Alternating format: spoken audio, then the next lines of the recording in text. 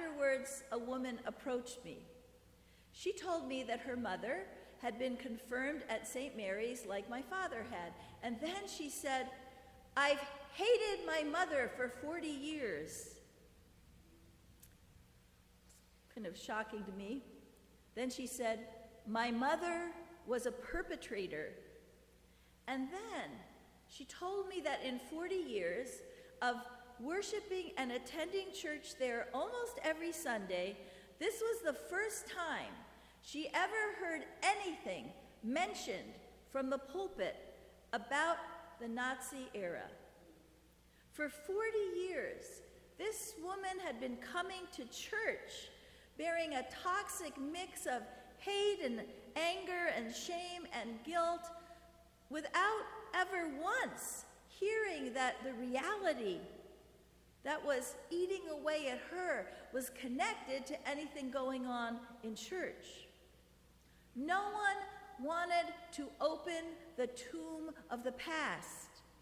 No one wanted to face the corruption, and so it just kept eating away at her. But without facing the stench, we can't step into the light of a new day.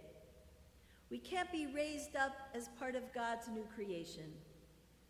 I spent last week in South Carolina, and part of that time I was with the Lutheran pastors of the South Carolina Synod at their annual retreat. The pastor of the church where the murderer of the Charleston Nine was confirmed was there. The murderer's parents and grandparents go to that church.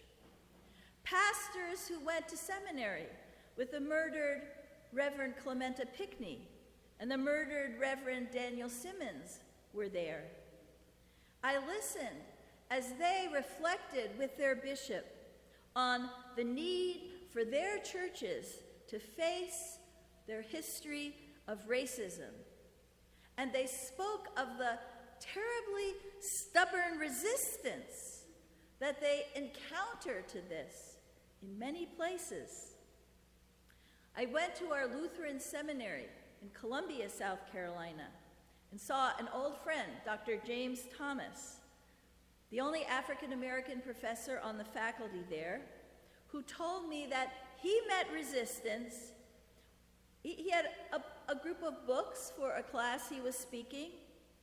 One of the books, just one of the books that he assigned, was for them to read a classic text by Dolores Williams, an African-American theologian. Why do we have to deal with racism all the time, they complained. Why do we have to read this? One book. And yet, there is resistance that wants to keep the stone firmly over the mouth of the tomb. It's over and done with. It's behind us. No point in opening up things and having to experience the stink of it all. And of course, this kind of resistance does not only exist in South Carolina.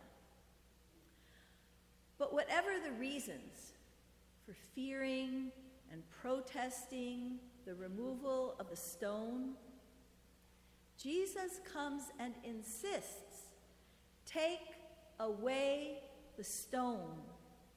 Did I not tell you that if you believed, you would see the glory of God?" So they took away the stone, and he cried in a loud voice, "Lazarus, come out!" And the dead man came out, his hands and feet bound with strips of cloth, and his face wrapped in a cloth. And Jesus said to them, "Unbind him and let him go." Unless we face the stink, we cannot experience the glory. Rolling away the stone and facing the ugliness that has been concealed is the beginning step in our healing, being unbound and unbinding others and stepping into the light. We don't have to remain stuck in the past.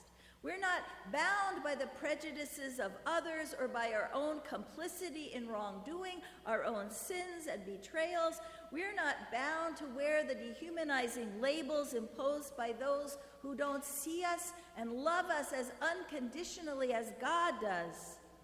We can remove the stone and get on with the work of unbinding the layers of guilt and the layers of pain without fear, because God is here for us. Lift up your heads, O gates, and be lifted up, O everlasting doors, that the King of glory may come in. In loss, in trauma, in evil, on the cross, the King of glory comes to us, so that when we do face and name the worst, we also encounter the best, the love of God. For God so loved the world, this world, a world where mothers can be perpetrators, and bishops can betray the gospel, and churches can succumb to evil. For God so loved the world, a world where grandmothers can survive hell and emerge without a trace of bitterness, a world where churches can be agents of truth and reconciliation, and churches do speak out and advocate for and with those who are often silenced, as you do. What wondrous love is this? Love that airs out the stink of death and bears us towards a new heaven and a new earth.